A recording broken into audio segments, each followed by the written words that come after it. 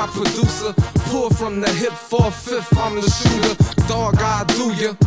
But the two don't discriminate, cause I shoot the guy next to ya. I can see right through. And Vince, I got a question for you. This is probably the first time we did an interview where you're in awe. And I know this is because it's your son. And even like prepping until we got to this interview, man, I can tell that proud dad moment, man. Tell us how important your son is and how excited you are to see him prosper in baseball. Well, not even so much in baseball, mostly life. But I mean, just to see how much work he's done, and he's did it by himself.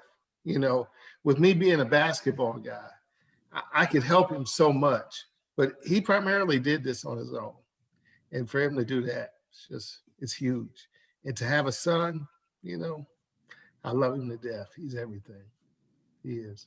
And you know, it's so crazy too, Vince, man, and Craig, you can probably vouch on this too, man.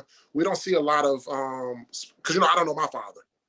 You know what I'm saying? So my stepdad is my father, who I call my father, right. But we don't see that father, son in the African-American community, especially in sports. So for us to see that, Vince, and the way you talk about your son, man, I commend you.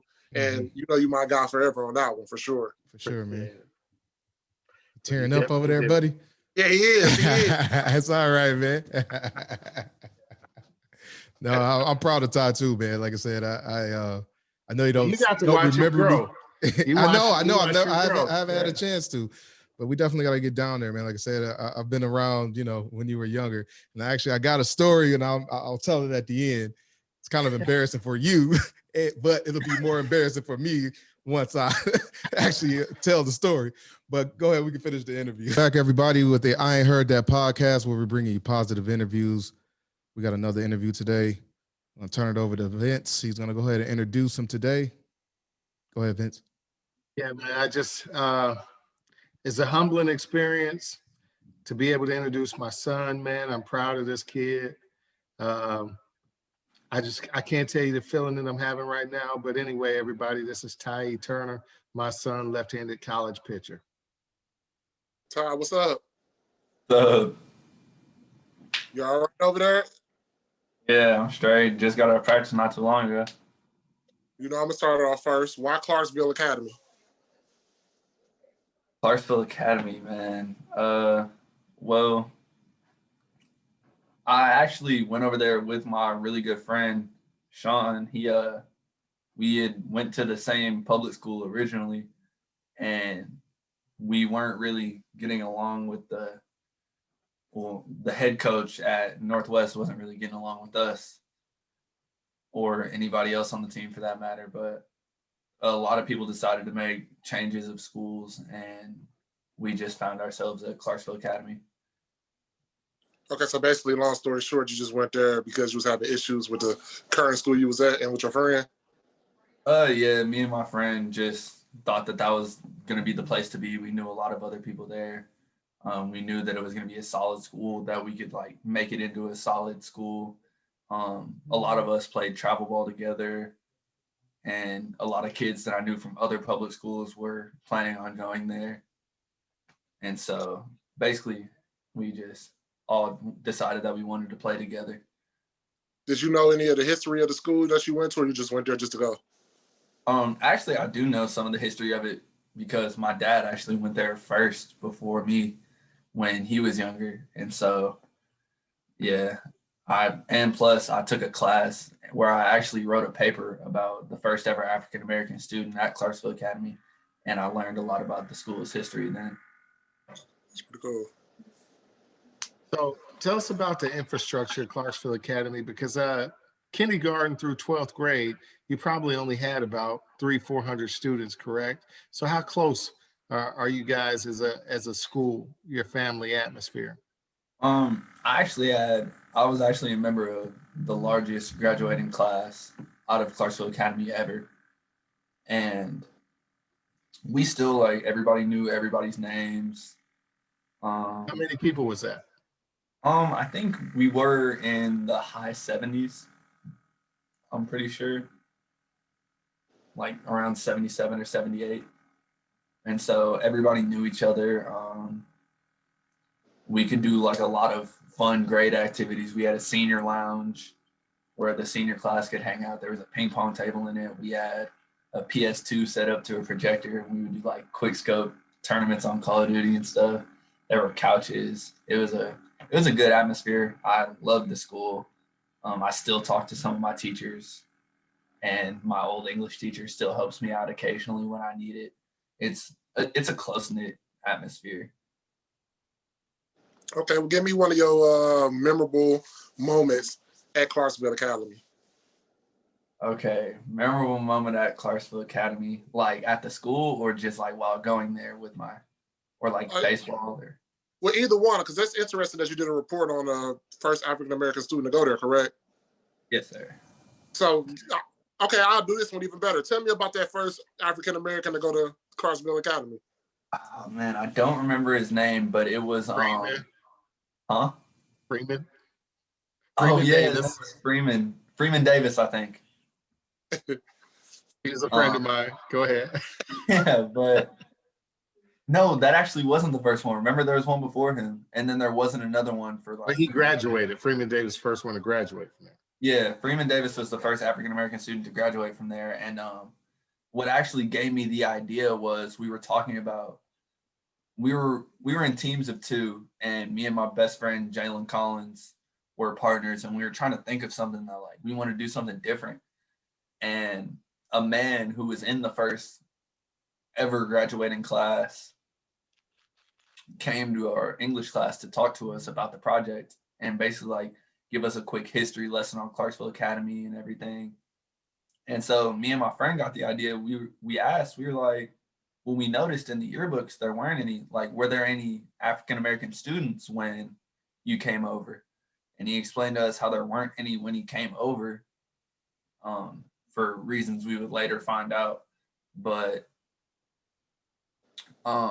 his senior year, actually, an African-American student transferred over, or it was his junior year, an African-American student transferred over and completed his junior year and then left for his senior year and ended up graduating elsewhere. And then a couple of years later, another African-American student named Freeman Davis came along and was the first graduating African-American student. He was a 3-sport athlete. He graduated near the top of his class, I'm pretty sure. I actually got to speak to him on the phone. Me and my friend interviewed him for our paper. How was that experience?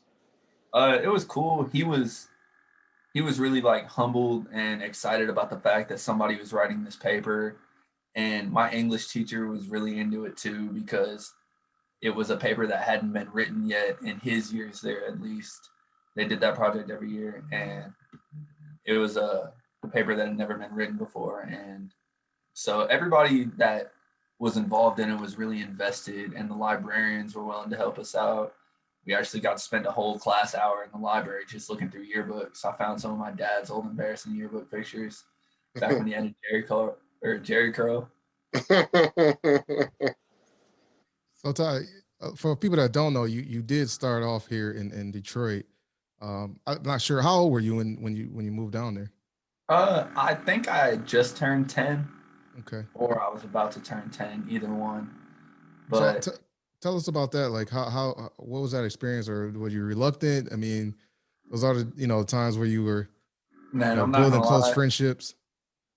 Well, honestly, I was just really close to my siblings growing up in Michigan. I never really my older brother was my best friend, and my sisters, we were all a really close sibling group. And so my friends were mostly my older brother's friends, and we would stay in the house a lot or be at some kind of sports event because all 4 of us played sports. So we were always out doing something. I never really was made to have, I was never really forced to make any friends until I moved away to Tennessee. I was just close to my siblings. That was all I needed. But it was a change for sure. One that I was not excited about. I love the Detroit weather. I like the cold. I like playing in the snow when I was a kid. And then we moved to Tennessee, and we moved to Tennessee in October, and it was 60 degrees out. There's people walking around in jackets and long, long sleeves and sweatpants and stuff. And I'll never forget, me and my mom were outside playing basketball in the driveway. And everybody's looking at us like we were crazy because we're in gym shorts and T-shirts. It's 60 out. That's good weather. For sure. Yeah, it was a change for sure. So I know it's also you kind of picked up that Southern accent a little bit, man. Man, I don't really think so. I think just some of the like words I use, I picked up kind of like a Southern dialect with like a Northerner's way of speaking. Everybody tells me that like they can't pinpoint where I'm from by the way that I speak because it's a mixture of a little bit of everything. Okay. Can you give me a sports moment at Clarksville? Like one of your memorable sports moments? Well, as a sports fan at Clarksville Academy, I will never forget one of my other good friends, Nolan Johnson, was the point guard for our high school basketball team. And the time was winding down. We were down by 2. And I literally pulled my phone out and I turned to the student section because me and my baseball buddies were standing in the front of the student section. And I was like, hey, everybody record this. Nolan's about to hit this. And I still have the video till this day. Nolan comes off a screen, catches it, shoots it from the top of the key. And before it even went in, he was looking at the student section. And the buzzer went off, it dropped, and we flooded the court. And then as an athlete, it would definitely be the time where we swept Knoxville Webb to enter the state semifinal to get into the Final Four. We swept a really good team that we weren't even supposed to beat. And it was, everybody expected it to go to 3 games, if that. Like, if we got to 3 games, we were going to lose in 3 games. And we ended up sweeping them on day 1. And I actually ended up hitting a clutch double to give us the lead late in the game. And so that was a really exciting moment that I got to celebrate with my friends. And then just to like continue the hype, we're moving on to the next round. We go back to the hotel, and one of the freshmen on the team named Sam Walker, he had said, like, we were making a whole bunch of funny bets, like, oh, what'll happen if we sweep them? Like, and one of the freshmen, Sam Walker, was like, if we sweep Knoxville, I will jump in the pool with my full uniform, hat, and eye black on, like glasses, everything. And so we swept them, and we got back to the hotel, and we're all standing in the lobby. And Sam stands up, and he's like, Coach, there's something I got to do. And he runs and dives into the pool, full uniform, and everybody's like, what is this kid doing? Now, being at Clarksville Academy and you guys being together from like 5th grade on, 6th grade on, and the travel schedule that you guys had, do you think it helped you for college? Yeah, I think it did. We were like, a lot of the time it was a private school, so it was a college atmosphere. A lot of the time we would get dismissed and go down to the field and take BP and like stretch and be able to do our own thing on our own field before the bus came and picked us up and we would travel. The teachers were really good about like making up tests or quizzes and like helping us with our work after class days we missed. And they really treated it, it's a college preparatory school, and they really treated it like a college atmosphere, like the way that athletes were treated and the way that students could go about doing their work. And it was a really good experience, and I think it did prepare me for college pretty well because it's mostly the same stuff. So Fayetteville Tech is the school you're currently at, correct? Yes, sir. Fayetteville Tech. Why that school, and could it have been anybody else that got you? I had some other opportunities. For one standout one was San Jacinto in Texas. And the coach was really cool about it. He told me, he called me actually like a week before I committed to Fayetteville Tech and broke it down to me. He was like, hey, we'd love to have you here, but it would have to be as a walk-on because we never got to travel to see you play. And so you can't really be mad about that. I understood. And then the coach from Fayetteville Tech called and was like, hey, I understand that you need a place to play, and we're always looking for left-handed pitching. And so I sent him some video. We did our thing over the phone. And then in, I think, late May, I ended up signing to come play here. And from then it was all like a steamroll. Like they threw me in the group chat. I got to know some of my teammates, and it was a good experience. Now, some of the Division Ones that were on you, and I opened a lot of your recruiting letters, so I got to see that. The Division Ones and everything. JUCO was a thought because you might go pro after this first year or next year. How's that coming, and what are you doing to prepare for that? It's mostly trying to gain weight. Like I have some food off to the side right here. I'm trying to sneak and eat while we're doing the interview, but it's mostly gaining weight and like working out, working on my technique, facing live batters a lot. The head coach that we have now, he's a fan of like in-game learning and experience. He thinks that like going up against each other is the best way to practice. Iron sharpens iron. So it's a lot of like competing with my teammates, and I think we have some of the best guys around. So that's preparing me for the next level for sure, because all JUCO is dogs waiting to get to the next level. There because of either they chose to be there or unfavorable circumstances. Okay, Tom, my next question for you. Coming from a basketball family with your father and your grandfather, why baseball and not basketball? And my whole life it was baseball. I never even considered anything else. I don't even remember why I made the decision. It's just for as long as I can remember, it's been baseball, going to games growing up, going to the field to like work on stuff when I'm little, in my basement, working on little things, watching baseball games, playing baseball video games. It's just always been like an obsession. I've never really thought about anything else. For the viewers that don't know, I got a real cool story. My little brother that passed away, Garland, he was a left-handed baseball player. And before he passed away, we snuck Tyee into the hospital. Tyee was just born. We had snuck Tyee into the hospital to see him before he passed away, because he was going to be Tyee's godfather. And then Tyee ends up being a left-handed baseball player. It's crazy.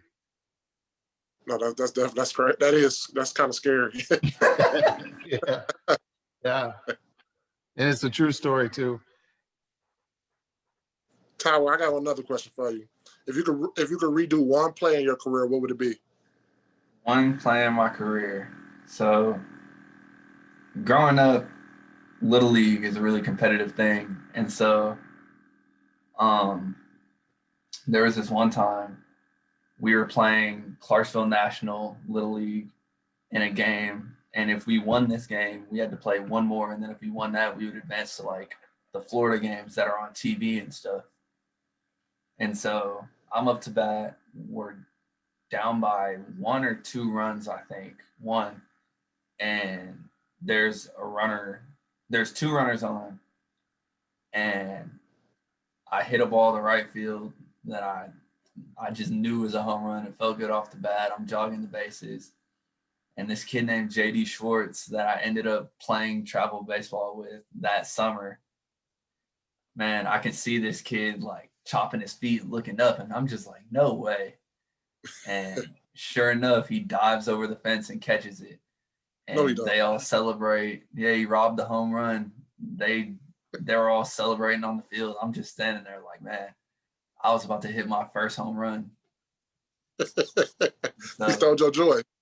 Yeah, he stole my joy. That's his moment. I bet you he tells that story completely differently. Like, hey, guys, there's this one time I robbed this kid's home run to win the game.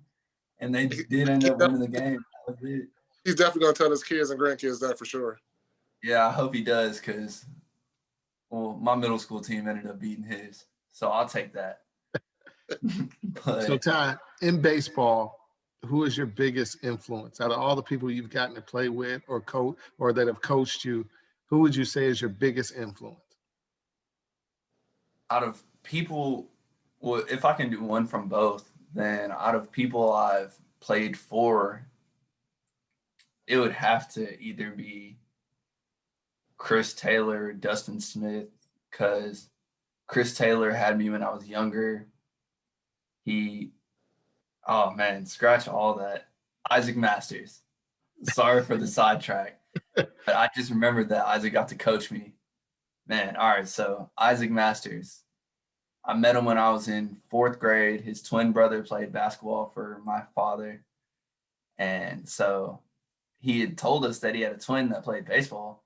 So my dad would take me up to the field to watch because I liked baseball, and he was always really cool to me. And he was always a great friend and a great influence. And then one day he ended up actually teaching me how to pitch. And so he taught me how to pitch, like molded me into the pitcher that I am today. And then later on in my career, he actually ended up coaching me. And that was also a great experience because I was getting to play for my like mentor, one of the people who helped foster my love for the game. And so that was a great experience. And then somebody I've played with, man, less of like an influence and more of a motivator. I've played with Sean Scott, who is now a left-handed pitcher at the University of Tennessee. I played with him from like 4th grade to like middle school, and then we went our separate ways for like 2 years, and then we were back together we played on separate teams for 6th grade and 7th grade, and that was the only time in our lives we played on separate like teams. Other than that, we were always together. And Sean was always the kid that was like a freak athlete, like blowing it by people, had an arm straight like from God. Like kid was a freak in nature. And I was always like a left-handed pitcher behind him. So it was always like, man, like I'm on the same team as this guy. We do the same job. Like I got to step my game up. And so that was always a great motivator. And he's a real down-to-earth dude. So it's not like he was always like trampling over people. Like he's one of those guys that's like, yeah, let's go out here and get this win. Like, let's get better. Let's get better as a team. And like, let's win as a team. And so it's really dope to have a teammate that like you can kind of look up to and like equal to at the same time. And it's a great motivator to be surrounded by people that are like great athletes. And so that always kept me going a little bit harder than I was the day before. So who was Shaq? Who was Shaq? Who was Kobe? Who was Dwayne Wade? Who was LeBron? Oh man, between us two, yeah, I had to be Dwayne Wade. He had to be Bron. I hate to admit it because of how competitive we are, but I can see you gritting your teeth over there on that. I hate to admit it, but yeah, throughout high school, dude was always he was always a monster, and he had his down moments, but when it mattered, he was there, like offensively and defensively. And then there was another kid on our team named Nolan O'Shoney, who was actually our ace, who was kind of like his person that's like, I got to be better than this person. And so that was always funny to look at. Like, you're trying to beat him, I'm trying to beat you. And honestly, me and Nolan are really good friends. So he's just like, hey, what's up, bro? Like, me and him are cool, but it's like a triangle of competition. And it always gave all three of us like something to look ahead to, and like gave us all motivation to work harder. And that whole team as a whole just like pushed and drove off each other. And I'm still convinced till this day, our senior year got canceled. But for anybody that sees this, I'm still convinced to this day that we would have won the state championship. Clarksville Academy in 2020, best team in the state, hands down. Team full of monsters. Also, I have to say about Sean Scott, anytime Sean Scott threw a bullpen and scouts came to see him pitch, he would have Tyee throw a bullpen right next to him so that they could see Tyee too. He always was like, he was never selfish about his looks. Anytime he was getting attention, he would always tell the team, like he wasn't one of those kids that would just be like in his zone, not talking to the team. And then like you show up and there's a scout there and it's like, oh, must be there for Sean. Like at practice that week, he'd be like, y'all, like I got a scout coming, let's go. Like, let's get y'all some looks. Like the scout's going to be here. You got to be at the best of your game.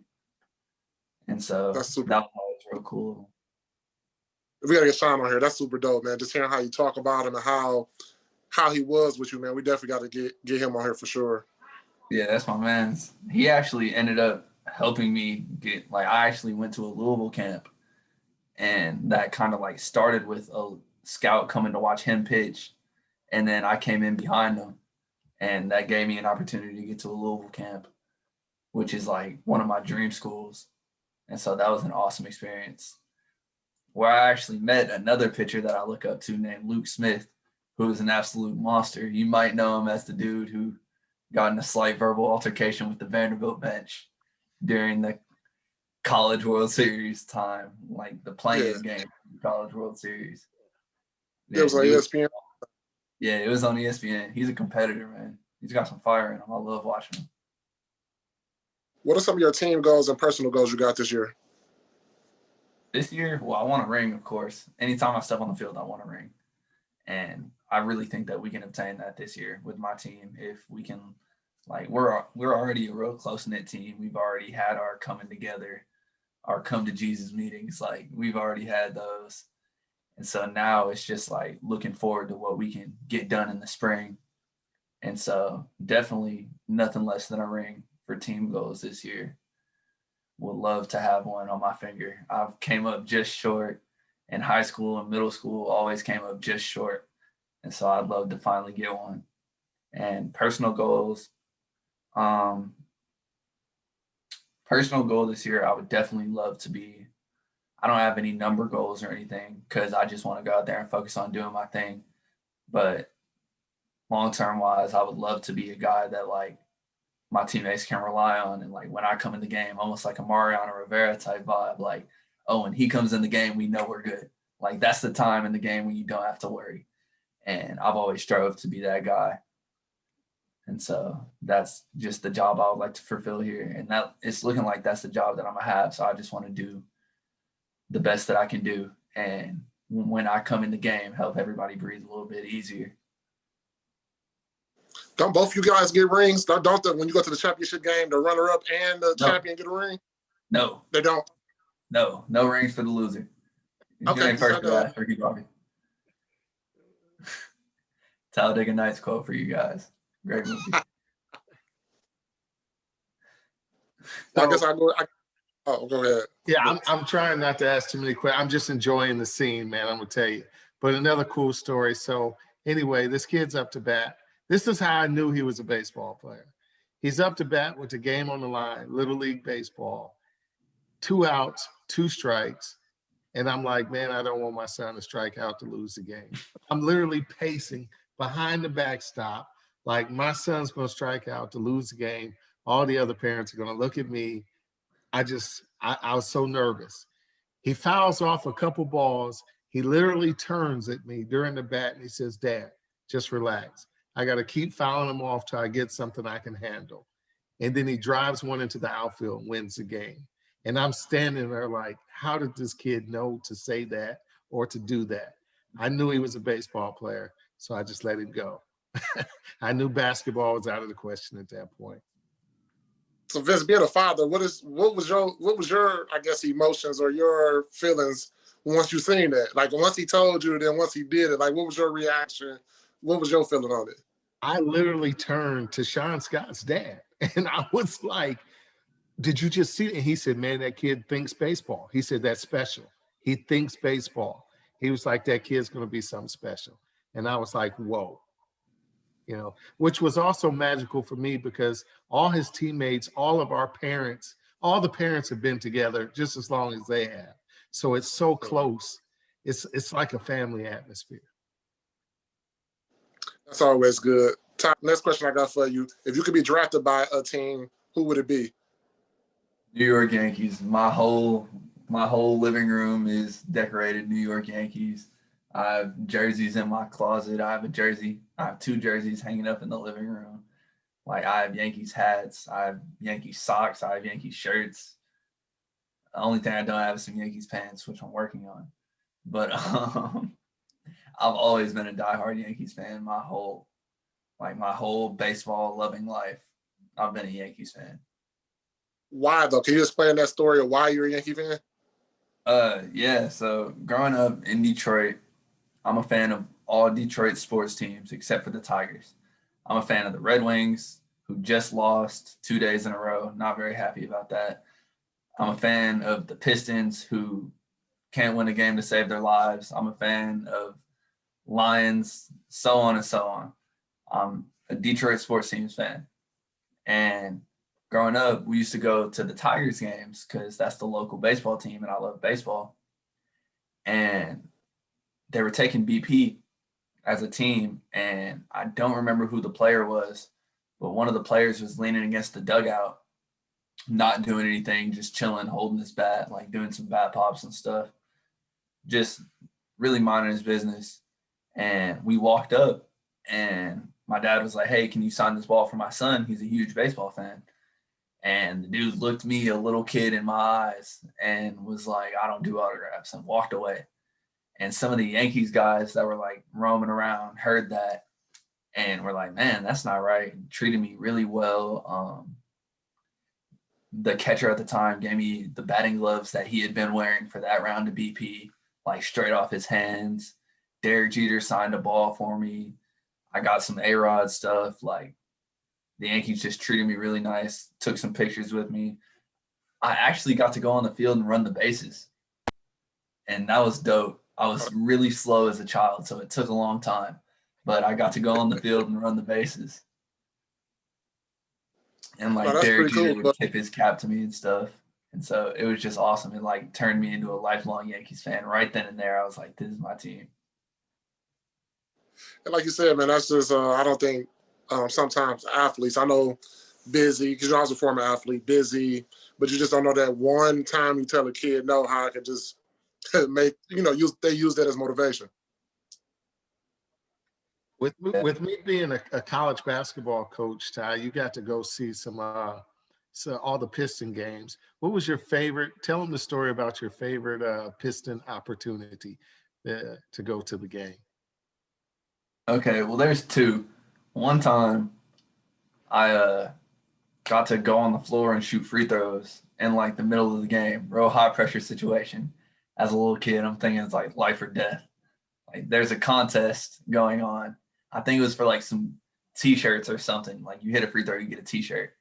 And me and all my siblings got to go out there. My oldest sister and my brother were the only ones that made it. I was a little kid. But man, my middle sister, no excuse. She just bricked. She has no excuse. I was just too young, or else I'd have hit it. But yeah, I got to go out in front of the crowd and shoot a free throw.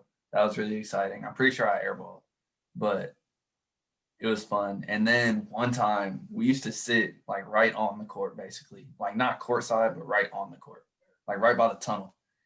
And I was a huge Tracy McGrady fan growing up, which sucked because he was on the Rockets like most of my basketball watching career. So I'm like cheering for the Pistons, but like I'm also cheering for Tracy McGrady. My dad took me to a game when he was a Rocket. I got to watch him and Yao Ming destroy the Pistons. Love that as a Tracy McGrady fan, not so much as a Pistons fan. But then he got traded to the Pistons, like something magical. Like, I couldn't have wished that on a star. Like, he got traded to the Pistons, and the first time he played at home, my dad took me to the game, and we were sitting right on the tunnel, and my dad's like, "Hey, Tracy McGrady's about to run out. Do you want to give him a high five?" And I'm like, "What? Yeah." So like, I'm leaning over the rail, and all the Pistons are running by, giving me a high five. Like, I had never seen Tracy McGrady up close. So I'm like, which one is him? Which one is him? Like, I'm a little kid. I don't have numbers memorized. And then he comes out of the tunnel. My dad's like, "Ty, that's Tracy McGrady." And I'm all hype. He gives me a high five. I'm like jumping up and down and stuff. It was great. It was great. If I could relive that, I would. I'm pretty sure my dad has it on video somewhere. Ty, what's your most memorable baseball moment out of your whole career from Little League to high school? What's your most memorable moment where if you were blessed to have a son or a daughter, you'll tell them that story? Oh, man. So that Knox Webb game that I told you about where I ended up hitting a clutch double, that's definitely the story. I'm coming up against a D1 commit pitcher. I don't remember where he committed to, but he was a really good pitcher. His last name is Patel. Absolute dog of a competitor. He's a great kid. And he's blowing our team away. Like, it's late in the game. He's still in. Our game plan was to get him out of the game. That didn't work. And so we're down 1 run with runners on second and third. 2 outs. I come up to bat, and I seem to get up a lot with 2 outs. I'm noticing that as we go on. I get up a lot with 2 outs. But I get up, and my coach gives me the bunt sign. And I'm like, man, I don't want to bunt, but I'm fast. So this is what I got to do. And my hitting coach, Dan Stevens, like steps out of the first base coaching box and is like, hey, no. Like, no. I'm like, well, he's the hitting coach. Like, Griffin Rip, let's go. And so I swing, strike 1, strike 2, like just like that. I'm like, man, maybe this was a bad decision. Like, maybe I should have listened to my head coach and bunted. And so I get up there and I'm like, well, there's 2 strikes. He's blown 2 fastballs past me. He's probably going to want to change up the speed. He has a nice curveball, so he's probably going to throw that curveball. So I step in there. I'm like, all right, sit curveball. Don't be early on it. Kid throws me like an 87-mile-an-hour fastball. I'm not ready. I'm like, oh, my God, I barely foul it off. It goes to the backstop. I'm like, ooh, that was close. So I step back in there. It's still 0-2. I'm like, all right, now he's going to throw me a curveball. Like, there's no way I see any other pitch. If he throws a fastball, I'm beat. But that's just how the game goes. So, curveball. And I see it come out of his hand, and it's tumbling. And I turned on it. I pulled it down right field line and hit a double to give us the lead late in the game. And it was really hype. I almost got tagged out on second base celebrating. There's a whole bunch of videos of me, like, jumping up and down and, like, getting hype. It actually made the newspaper. It was like, Tyee Turner hits clutch double to send Clarksville Academy to next round. Like, it was crazy. I felt like a superstar. Everybody at school was talking about it. My teammates were talking about it. Like, as an athlete, when you do something to win the game, you're the man until the next game. And so I loved having that attention, being the big dog on the team. I love that. And then my teammate hit an absolute nuke of a home run right after that to extend the lead. And everybody was focused on that for a little bit. They ended up remembering my hit, but for a tad second, he had all the attention. I was like, so nobody remembers why we're in the lead? No? Okay.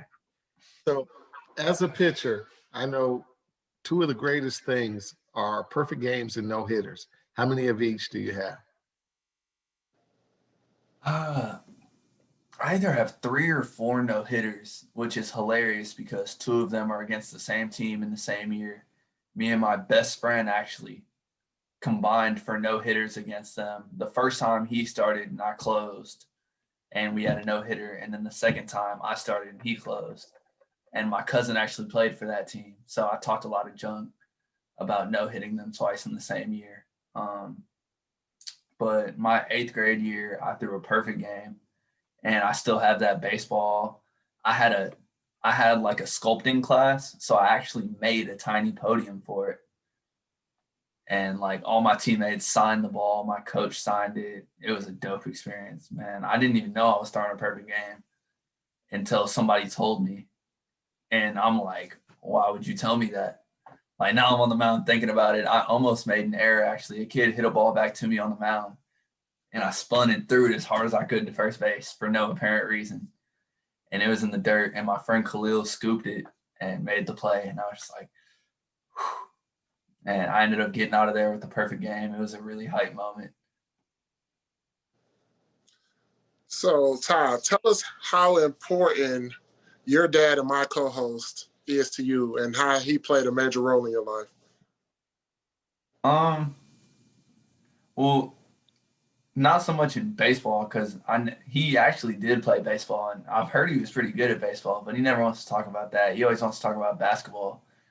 And so just as him being an athlete, and like as everybody in my family being an athlete, but like your dad, that's the closest like thing to a superhero you have. So like growing up hearing about him as an athlete, it's always just like, man, I want to be better than him. Like, it kind of drove my competitive spirit. Like, even in basketball, even though I didn't play basketball, like, we'd be out in the yard shooting. And I'm like, man, I want to shoot better than this dude. Or, like, we'd go to the field and he'd throw, and I'd be like, I want to throw farther than this dude. Or I want to hit off this dude. And actually, I hit a home run off of him while he was pitching to me this summer before my senior year. Absolute tank. Like, it bounced off a dumpster like 40 feet behind the right field fence. Like, it was a moonshot. And it's hilarious because if we have, can I tell this story? Yes, tell it. Okay, please. so we're at the I think field. we're running out of time. We're at the field with my best friend, and he's throwing us BP. But like when I get up, he's trying to be cool, like trying to look cool, trying to throw hard, and like trying to actually strike me out. Like he's treating it like an at bat. I'm trying to take BP. I'm trying to practice. But I'll never forget, he throws one inside and hit me with the ball. His own son, he hit me with the ball and was like, "Get off my plate." I'm like, okay. And so I step back up there, and the very next pitch, he throws one high inside. And as soon as I hit it, I flip the bat, and my best friend's like, "Dang, that's gone." And I just sat there and watched it fly. And he's like, "All right, man, get in the box. Like, hurry up." And I'm like, "Nah, man, I'm watching this." Like, you wanted to talk to me, but now that I hit a home run, I can't sit here and admire my work. Now you can't talk this. What's up with that? I don't remember. But so, Ty, so talk to us about the bond with a catcher. I mean, how important is that to be in sync, a pitcher and catcher? Is it one particular catcher you like working with, or, you know? Well, where I'm at right now, I actually really like all of my catchers. Like, it doesn't matter who's beyond the plate. I feel comfortable with them. I feel like they know me. We all have a good bond. We all hang out together in the bullpen. We all hang out with each other outside of baseball when, like, the rules permit, because we got to quarantine sometimes because of all the COVID stuff going on. We have our little FTCC masks. And so, yeah, but the bond between a pitcher and a catcher, man, it's, in my opinion, one of the strongest bonds in sports. Like, it's you and him. Like, you and him are in battle together. Like, there's no, like, if one of you are off that day, both of you are about to have a bad day. Like, yeah, the whole defense is like that, but for a pitcher and catcher especially, like, you two have to be on the same level, and you two have to be on the same wavelength and be able to communicate with each other. Sometimes without even communicating with each other, you just got to kind of know what each other's thinking and, like, know how each other feels that day. And if my catcher's legs are tired, he caught a game before this, I know, like, okay, I need to stay relatively over the plate. Like, I can't be making him slide out of the box too much. His legs are tired. He might not get to that ball that he can normally get to. Or your catcher knowing it's late in the game, I know how his stamina is. If I throw too many off-speed pitches right here, his arm's going to be hurting, and we can't have that. So, like, and also knowing where a pitcher likes to work. Like me, I like to stay low and outside on righties and low to high inside on lefties and really work the left side of the plate. And so a catcher knowing what his pitcher likes is really important, because it's like baseball, not always the best players win, but it's always the best team that wins. Like, whoever can work together the best and whoever has the best team chemistry and teamwork, it's always that team standing on top at the end. And so catchers and pitchers have to be really close. And if you see a pitcher walking somewhere, he's probably bothering a catcher or talking to a catcher. And if you go through my text messages, it's just a line of my different catchers. And I'm like, "Hey, you want to catch a bullpen today?" "No?" "Okay." "You want to catch a bullpen today?" Like, and one of them is always down. One of them always meets me up wherever we need to be. He'll catch me on our off days. All right, my next question for you: Who do you model your game? A pitcher in a MLB. Who do you model your game after? A pitcher in the MLB. I hate to say it because he's a Red Sox, and I absolutely despise the Red Sox. But Chris Sale is a left-handed pitcher that I've been compared to, and I've compared myself to, and the way we throw, and kind of our mindset. He's also like one of those fiery players that has a lot of spirit and is celebrating a lot. And that's always me. I like to be hyped up, and I like to chirp a little bit. Like, I like it when people talk to me. I like to talk to people. And so Chris Sale is probably my person that I model my game after. Okay. And Vince, I got a question for you. this is probably the first time we did an interview where you're in awe. And I know this is because it's your son. And even like prepping until we got to this interview, man, I can tell that proud dad moment, man. Tell us how important your son is and how excited you are to see him prosper in baseball. Well, not even so much in baseball, mostly life. But I mean, just to see how much work he's done, and he's did it by himself. You know, with me being a basketball guy, I could help him so much, but he primarily did this on his own. And for him to do that, it's huge. And to have a son, you know, I love him to death. He's everything. He is. And you know, it's so crazy too, Vince, man, and Craig, you can probably vouch on this too, man. We don't see a lot of, because, you know, I don't know my father. You know what I'm saying? So my stepdad is my father, who I call my father, right. But we don't see that father, son in the African-American community, especially in sports. So for us to see that, Vince, and the way you talk about your son, man, I commend you. And you know, you my guy forever on that one, for sure. For sure, man. Tearing up over there, buddy. Yeah, he is. That's all right, man. No, I'm proud of Ty too, man. Like I said, I know you don't. You got to watch remember him grow. I know. I haven't had a chance to, but we definitely got to get down there, man. Like I said, I've been around, you know, when you were younger, and I got a story, and I'll tell it at the end. It's kind of embarrassing for you, but it'll be more embarrassing for me once I actually tell the story. But go ahead, we can finish the interview. I'm down to my favorite part of the segment, so I'll let you rock it out. All right. Now, one of the last questions I got for you is, tell us the most embarrassing moment in a dugout. Something that would have happened, that probably most embarrassing moment, because I know you guys have some antics in the dugout. I've seen some radar guns made out of cups, binoculars made out of cups. I've watched little kids' coat catch on fire. What to you was the most embarrassing moment?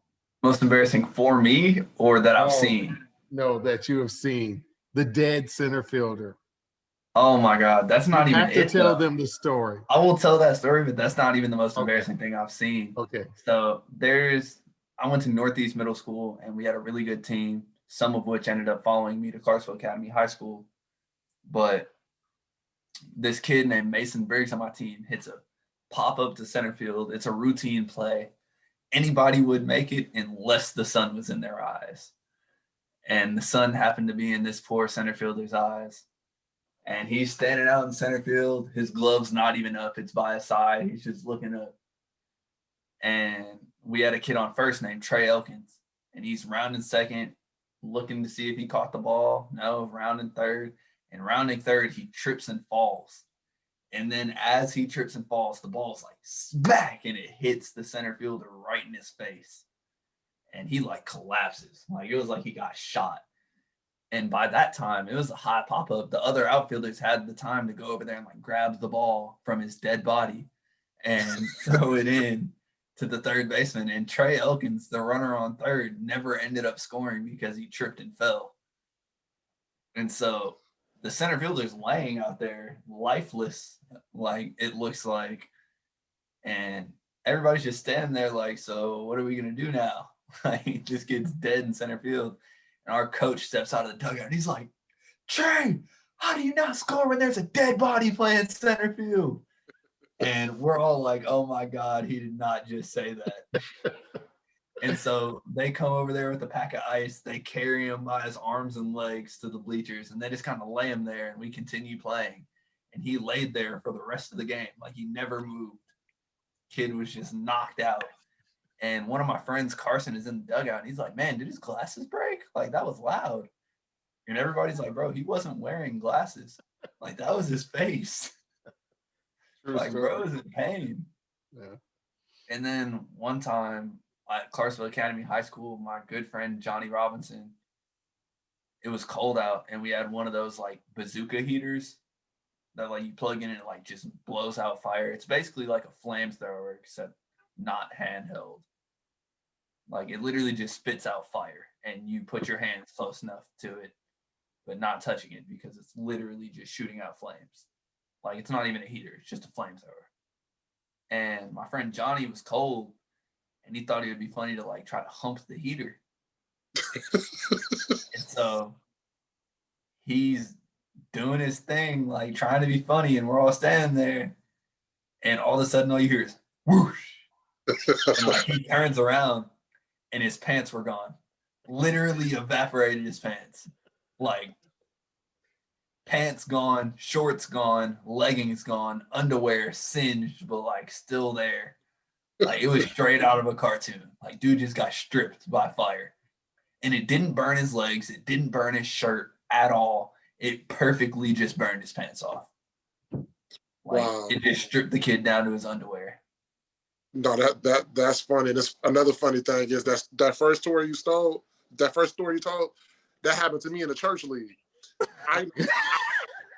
Listen to me, because you know my mom was just trying to get me to do sports. So I'm playing baseball, man, and woo! And it's like, oh, Skipper got it. I didn't put hands up to first. Man, that mud hit me in my neck so hard I thought my neck was broke.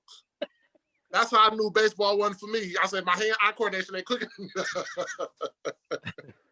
Okay, Ty, before we go, you got to give a shout out. You know, you played on a great high school team, Clarksville Academy. You guys, basically like at college, you got to travel a lot. So when you guys went down to Florida and Disney World, give a shout out to the guys that you got to play in front of that came to see you play. Oh my God. We were playing at the Braves Stadium. And sorry, I'm hungry. And Ronald Acuna, Ozzie Albies, Dansby Swanson, and like 3 of their pitchers are sitting like at the very, very, very top. Like they look like ants because it's a stadium, like it's an MLB stadium that's huge. And none of us noticed at first. And then one of my friends, who is a huge Braves fan, Isaac German, looks up and he just drops his glove. And we're like, bro, what is wrong with you? Like, we're in the middle of a game, bro. Like, come on. And he just points. We all turn around and look. And they're just sitting there chopping it up, laughing, talking. And we're just all like, oh my God. Like, the Braves are watching. And then, like, they're going to take BP after we get done playing. They're walking by. Isaac's basically drooling, like, looking at him walking by. And our coach is like, come on, act like you've been here before. We're all just like, bro, we haven't. We haven't been here before. My favorite segment of this show is cut, bench, start. So I'm going to give you 3 people. You got to cut, bench, and then you got to start one. We're going to do Justin Verlander, Garrett Cole, and then Jacob deGrom. I think that's how you say his name. Yeah, man, that is a hard one. Right now, as is right now. Yeah, I've been doing my research since last time. So easy for you. Let me do this one. All right, well, as is right now, I'm starting Garrett Cole, benching Jacob deGrom, and cutting Justin Verlander. He's the oldest. He just had surgery.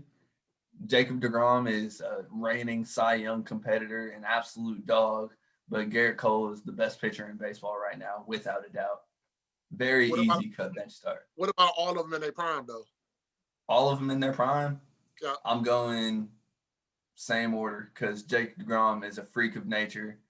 Garrett Cole has a 101-mile-an-hour arm, and so did Justin Verlander. But Garrett Cole's location and movement is just unheard of in the sport of baseball. Sure. And Jake deGrom, he throws 100 miles an hour, but he might not throw as hard as consistently. But when Jake deGrom steps on the mound, you know he's coming out there to win. He's a scary dude to face. And he has that competitive spirit that I love. That's like, when I step on this mound, I'm better than you. And so I can't cut him. Justin Verlander's got to go. So who would you like to get if you could pick out of these 3, who would you like to get like one-on-one lessons with? One-on-one lessons? Man, they're all righties, but Garrett Cole, just because he's a Yankee, it put me closer to the Yankees. And maybe if I do something, it would be like, hey, let's draft this guy, and then I'll be a Yankee. So I'm going Garrett Cole all the way. And so the last thing for me, Ty, is if you can give advice to one high school kid that's going to see this and wants to be you, what can you tell him? High school kid, man, at this point, work your hardest. Don't overdo yourself in travel ball. It's not worth it.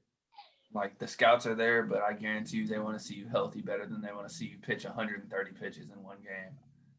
And so take care of your arm. And a really important thing is, like, at the end of high school and going into college, you really got to know how to be your own coach. Like, you're going to have good coaching, but they don't have time for everybody. And you know your body better than anyone. And you know your mechanics, and you know what feels good and what feels bad. And so, especially in college, they'll tell you this. You got to learn how to be your own coach. And you got to be able to go off to the side and do your own work and keep up with the curve without somebody watching you or somebody like holding your hand and dragging you along. You got to be able to go and do what you need to do. All right, Ty, my last question for you. Who would you like to see on this podcast? And if you got to plug, you got to plug us. Who would I like to see on this podcast? Yeah. Well, realistically, I'd love to be on here with Sean, just because the stories we could tell together and like just having both points of view from different angles and him being on my team. I would definitely like to be on here with Sean, but somebody that would be sick would be Luke Smith, the pitcher for Louisville. That would be awesome. You got to try to hook that up. You got to plug. Yeah, I've spoken to him. I mean, we still text occasionally. I met him at that camp, and he was actually the dude who showed me around and like kept my chart while I was pitching, and I got to talk to him a lot. And funny fact, we actually had the same car. We both had 2012 or 2011 Buick LaCrosses. We had the same exact car. You got to hit him up and ask him if he'll do the podcast. I'll try it, man. Okay. It's hard to get a hold of him these days. What's the story, Craig? All right. So I don't know how old you were, Ty, but I know you was old enough that you had a diaper on. Okay. Now keep that in mind. That's important because you saved me from getting flamed. So I came over to you guys' house. I think it was the house in Chesterfield. And I think Sharif was over. I don't know if he was having a barbecue or whatever it may have been. Vince, if we were at Pheasant, then it was probably a barbecue. Yeah. And I don't know where I was coming from, but I know when I got in the backyard, I think that might have been the day that you and Sharif was trying to teach me how to do the UFC. So we wrestling around out there and all of that, a couple hours or whatever it was. And then we come in. Now, mind you, like I said, I can't remember where I was coming from, but wherever I came from, I did not have socks on. So if you could imagine, my feet got a little sweaty. Now, you know your mom, right? She don't hold her tongue. She will flame you. So we sit down on this couch and I'm like, damn, what is that smell? It's my feet. So Tammy's looking around and she looks down at my feet and kind of make this face. I'm like, oh shit. So then she smells you. And thankfully, I think you took a crap on yourself at that time. And she got up and moved you. And so I say, Vince, man, I got to go, bro. So thank you for taking that L from me, man. I appreciate it. Man, if I'm in diapers, that's not even really an L. You got to do what you got to do when you don't know how to use the bathroom. No, I'm just saying, man, you saved me from getting flamed. That was so embarrassing for me, man. But I never said anything about that, Vince. That's funny. And I actually do remember that. Well, all right, guys. You got a 3.7. You got a 3.7, a 22 on your ACT. Got yourself into college, man. You're pitching, living your dream. They say you're going to be drafted to the MLB. I can't be more proud, man. I love you. I'm so proud of you. All right, everybody. That's a wrap. I'm proud of you. Ty, I know you through Vince, but I feel like you my little brother, man. So keep being positive. Keep doing things the right way, man. I know it might take a long time when you do it right, but when you do it right, you ain't never got to look over your back, man. Stay focused, stay motivated, man. And I hope you get everything you want and need. We'll be at a game. We'll be there. Sure. For sure. My producer, pull from the hip 4/5, I'm the shooter. Dog, I do ya. But the two don't discriminate, cause I shoot the guy next to ya. I can see right through ya.